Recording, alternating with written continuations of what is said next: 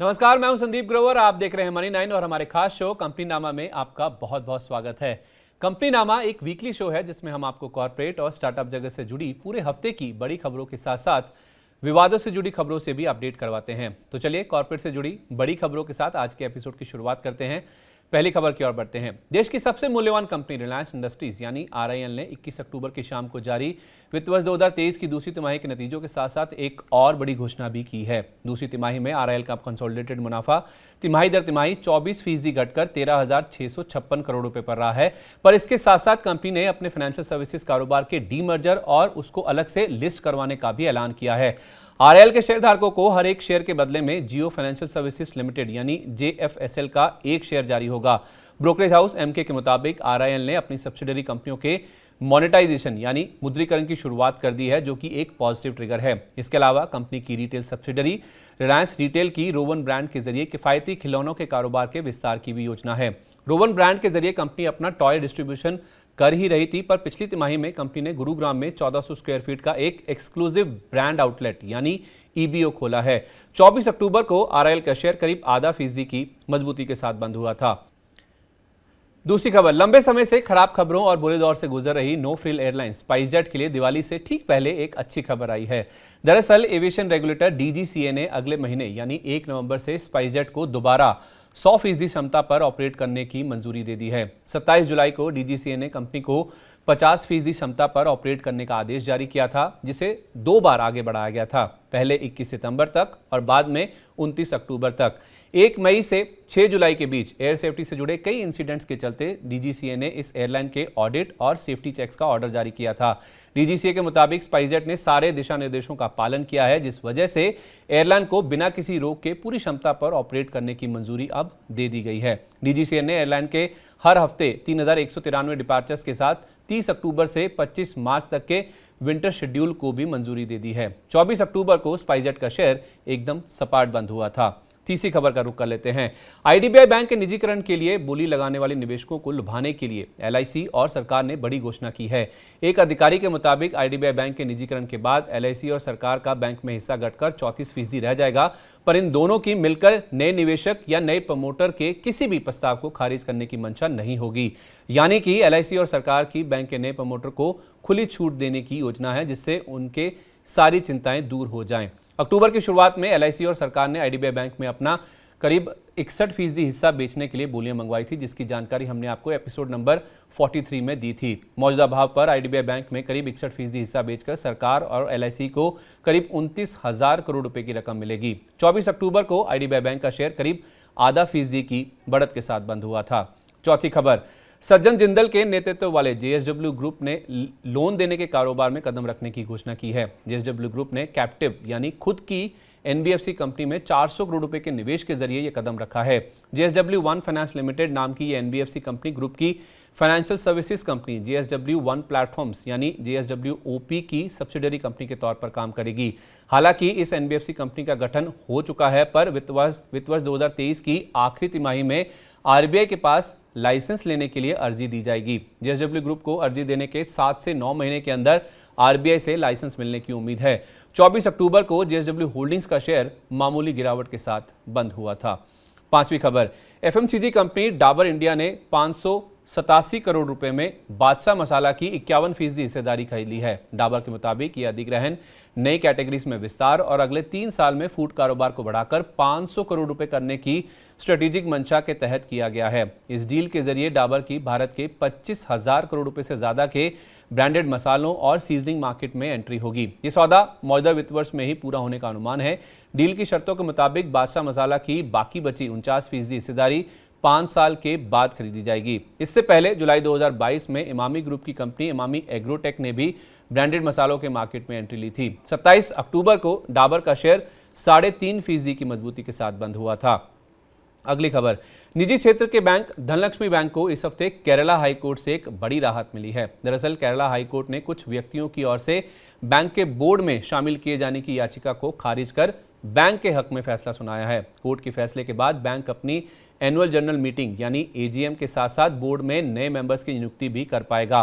फिलहाल बैंक के बोर्ड पर 5 मेंबर्स हैं, जिनमें आरबीआई के 2 नॉमिनी डायरेक्टर्स भी शामिल हैं। नए बोर्ड मेंबर्स की नियुक्ति के बाद बैंक अपने प्रस्तावित राइट्स इशू को पूरा कर पाएगा, जो कि बैंक की वित्तीय स्थिति के लिहाज से देखा जाए काफी अहम है। इस साल मार्च में कुछ इंडिविजुअल्स की रिट पिटीशन के चलते कोर्ट ने बैंक के एजीएम कंडक्ट करने और डायरेक्टर्स की नियुक्ति पर रोक लगा दी थी। 25 अक्टूबर को खबर आने के बाद धनलक्ष्मी बैंक का शेयर करीब 5% की मजबूती के साथ बंद हुआ था।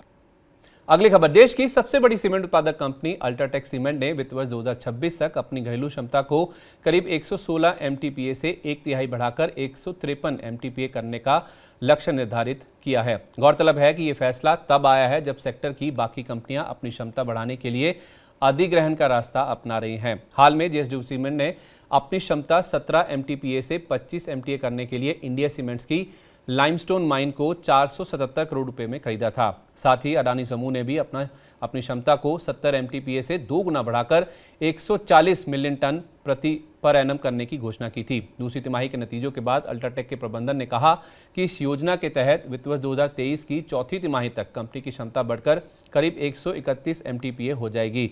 27 अक्टूबर को खबर आने के बाद अल्ट्राटेक का शेयर करीब 0.5% की मजबूती के साथ बंद हुआ था।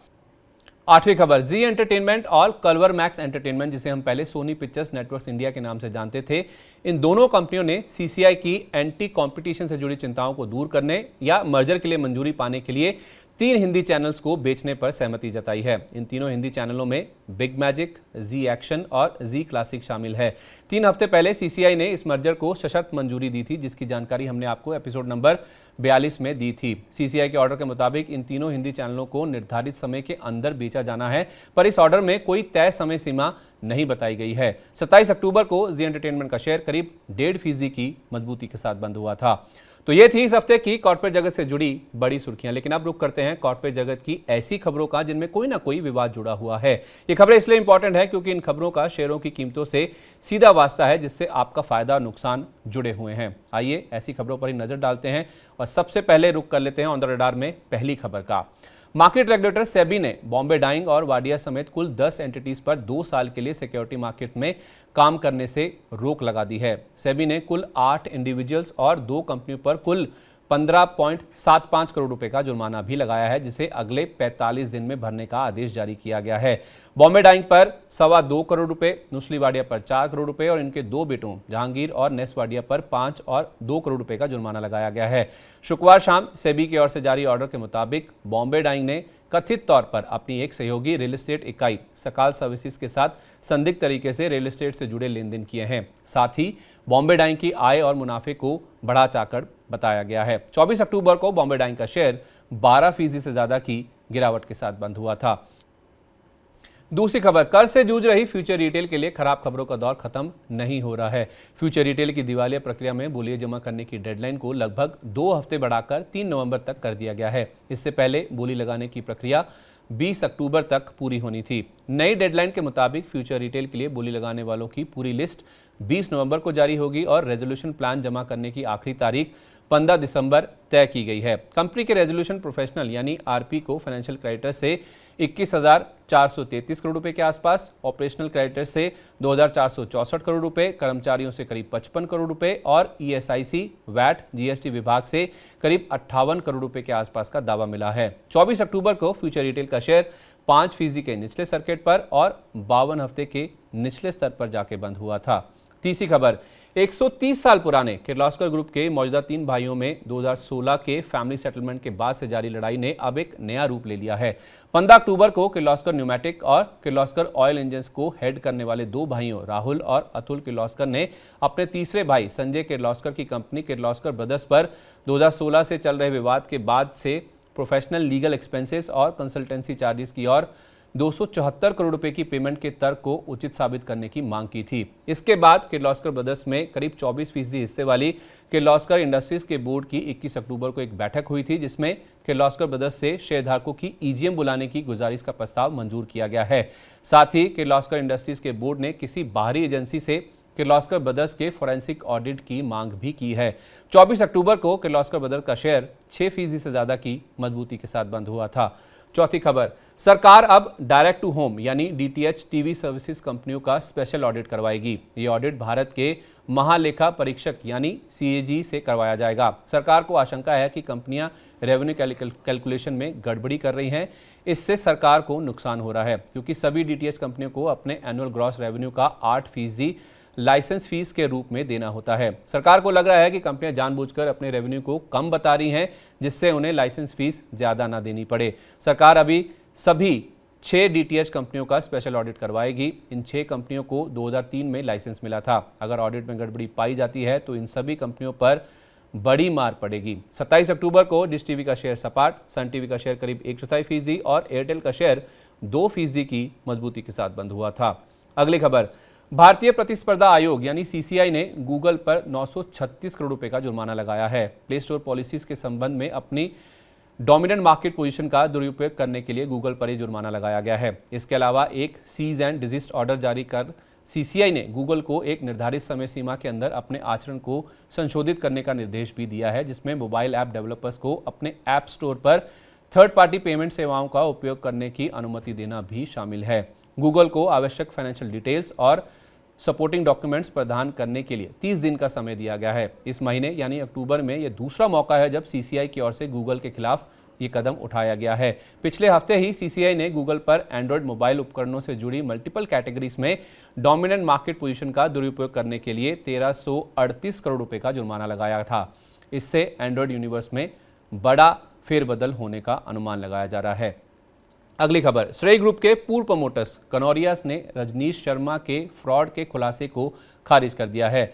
आरबीआई की ओर से नियुक्त एडमिनिस्ट्रेटर रजनीश शर्मा ने एक्सचेंज को किए खुलासे में श्रेय ग्रुप में 1500 करोड़ रुपए के फ्रॉड के संकेत दिए थे। श्रेय ग्रुप के पूर्व प्रमोटर हेमंत कनोरिया ने लेटर लिखकर कहा कि रजनीश शर्मा की रिपोर्ट बीडीओ के ऑडिट पर आधारित है, जो कि एक ऑडिट फर्म नहीं है बल्कि एक कंसल्टिंग फर्म है। उन्होंने ये भी कहा कि यह ऑडिट अनुचित तरीके से किया गया है, एक तरफा है और नैसर्गिक न्याय के सिद्धांतों के खिलाफ है। यही नहीं, एडमिनिस्ट्रेटर की ओर से जिस प्रक्रिया का पालन किया जा रहा है वो दिवाला कोड के खिलाफ है। 21 अक्टूबर को एडमिनिस्ट्रेटर ने बीडीओ की रिपोर्ट के आधार पर 2013-14 से 2020-21 के दौरान करीब 1500 करोड़ रुपए के पिछले 5 लेन देन में धोखाधड़ी के संकेत दिए थे।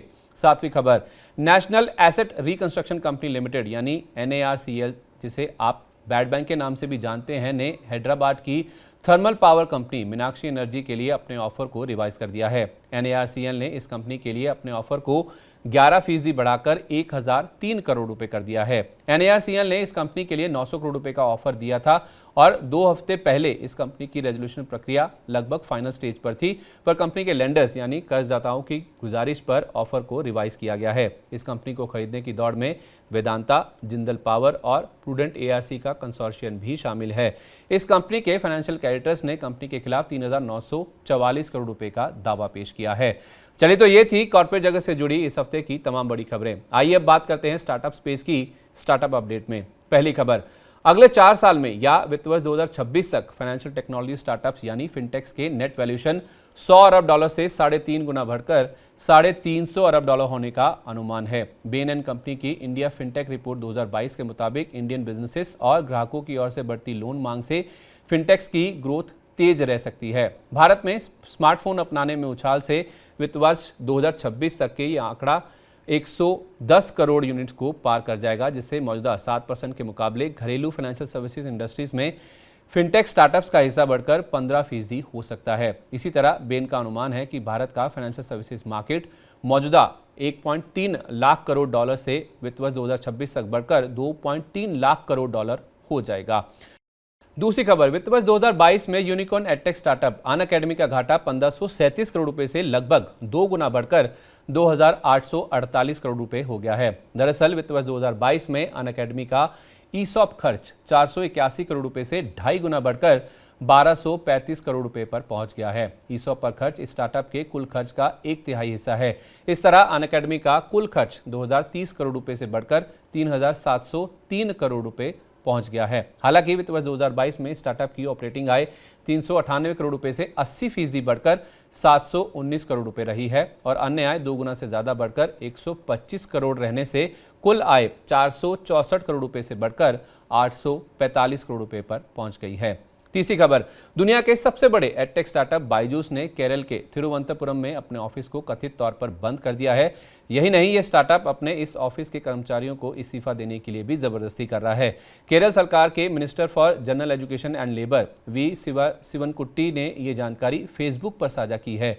यही नहीं, शिवनकुट्टी ने यह भी कहा कि बायजूस के कर्मचारियों ने कई सारी शिकायतें की हैं, जिसमें लोगों की छटनी भी शामिल है और लेबर डिपार्टमेंट इस मामले की गंभीरता से जांच करेगा। इस ब्रांच में काम कर रहे 170 से ज्यादा कर्मचारियों ने मंत्री जी से मिलकर मुआवजे और बकाया वेतन भुगतान की मांग की है।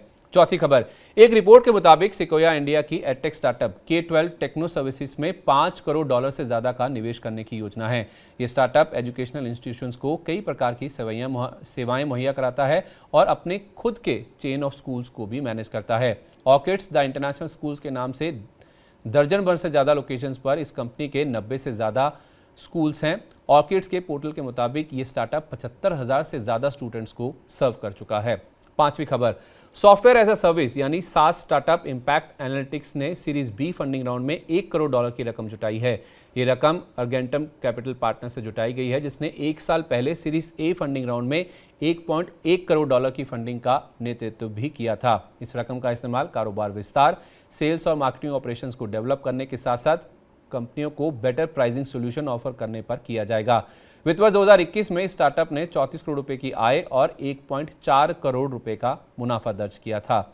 छठी खबर, वॉलमार्ट और जनरल एटलांटिक के स्वामित्व वाली डिजिटल पेमेंट्स फर्म फोनपे की अपने पेरेंट और अन्य मौजूदा निवेशकों के साथ ताजा फंडिंग राउंड में $70 करोड़ जुटाने के लिए बातचीत चल रही है। माना जा रहा है कि ताजा फंडिंग राउंड के आधार पर फोनपे का वैल्यूएशन 2 गुना से ज्यादा बढ़कर $12 अरब का हो जाएगा। इस तरह फोनपे भारत की सबसे बड़ी फाइनेंशियल टेक्नोलॉजी फर्म बन जाएगी। फिलहाल $7.5 अरब के वैल्यूएशन के साथ रेजर पे भारत की सबसे बड़ी फिनटेक कंपनी है। दिसंबर 2020 में कंपनी का वैल्यूएशन $5.5 अरब का था, जब कंपनी ने फ्लिपकार्ट, टाइगर ग्लोबल और वॉलमार्ट समेत निवेशकों से $70 करोड़ की रकम जुटाई थी। जानकारों का कहना है कि इस फंडिंग का आईपीओ से कोई लेना देना नहीं है। ताजा फंडिंग की रकम से कंपनी की कारोबार विस्तार और भारत में गूगल पे, पेटीएम और अमेजन पे के साथ compete करने की योजना है। सातवीं खबर, दिल्ली के यूनिकॉर्न स्टार्टअप शिप रॉकेट के लिए वित्त वर्ष 2022 काफी मिला जुला रहा है। एक तरफ इस स्टार्टअप ने दिसंबर 2021 में $18.5 करोड़ का अपना सबसे बड़ा फंडिंग राउंड पूरा किया, तो दूसरी तरफ ये स्टार्टअप वित्त वर्ष 2022 में मुनाफे से घाटे में आ गया है। इस साल में इस स्टार्टअप की आय जरूर 358 करोड़ रुपए से 71% बढ़कर 611 करोड़ रुपए हो गई है, पर इस दौरान 12.4 करोड़ रुपए के मुनाफे के मुकाबले 93.1 करोड़ रुपए का घाटा हुआ है स्टार्टअप को। ऐसा इसलिए क्योंकि वित्त वर्ष 2022 में कंपनी के कुल खर्च 350.6 करोड़ रुपए से 2 गुना से ज्यादा बढ़कर करीब 728 करोड़ रुपए पर पहुंच गए हैं। इस खर्च में 71.4% हिस्सा कॉस्ट ऑफ मटेरियल कंज्यूम का है, जो 287.3 करोड़ रुपए से 81% बढ़कर 520 करोड़ रुपए पर पहुंच गया है। आपको बता दें कि जोमेटो के समर्थन वाली शिप रॉकेट ने अगस्त 2022 में ही यूनिकॉर्न स्टार्टअप का दर्जा हासिल किया था। आठवीं खबर, आर्टिफिशियल इंटेलिजेंस आधारित चिप स्टार्टअप सीमा.ai ने B1 राउंड में $3.7 करोड़ की रकम जुटाई है। दरअसल सीमा ने मई 2022 में सीरीज बी फंडिंग राउंड में $3 करोड़ की पूंजी हासिल की थी और मौजूदा राउंड उसी का ही विस्तार है। इस फंडिंग राउंड का नेतृत्व डेल टेक्नोलॉजीज के फाउंडर और सीईओ माइकल डेल की बैकिंग वाली इन्वेस्टमेंट फर्म MSD पार्टनर्स ने किया। कैलिफोर्निया और बेंगलुरु की इस कंपनी का रकम का इस्तेमाल नए कर्मचारियों की भर्ती और ग्लोबल स्तर पर कुछ महत्वपूर्ण फंक्शंस के विस्तार पर करने की योजना है। अब तक ये स्टार्टअप कुल $18.7 करोड़ की रकम जुटा चुका है। नौवीं खबर, देश की सबसे तेजी से ग्रो करने वाली ईवी कंपनियों में से एक ई-मोटोरैड ने प्री सीरीज ए राउंड के जरिए 24 करोड़ रुपए की फंडिंग हासिल की है। ई-मोटोरैड की इस रकम का इस्तेमाल कारोबार की ग्रोथ को बढ़ाने, टॉप अधिकारियों की भर्ती और कारोबार विस्तार पर करने की योजना है। इस कंपनी की ग्राहकों के साइकिलिंग को देखने के तरीके को बदलने के लिए एडवांस टेक्नोलॉजी को इंटीग्रेट यानी एकीकृत करने की भी योजना है। चलिए, तो ये था पूरे हफ्ते का कॉर्पोरेट और स्टार्टअप जगत का पूरा अपडेट। उम्मीद है आपको कंपनी नामा का इस हफ्ते का एपिसोड पसंद आया होगा और तमाम बड़ी खबरों की भी जानकारी मिल गई होगी। आपको हमारा आज का ये शो कैसा लगा, नीचे कमेंट बॉक्स में अपना फीडबैक, अपनी राय हमारे साथ जरूर शेयर करिएगा, ताकि हम इस शो को और बेहतर बना सकें। इसी के साथ वक्त हो गया आपसे विदा लेने का। अगले हफ्ते नई खबरों के साथ आपसे फिर मुलाकात होगी। तब तक आप देखते रहिए मनी 9। नमस्कार।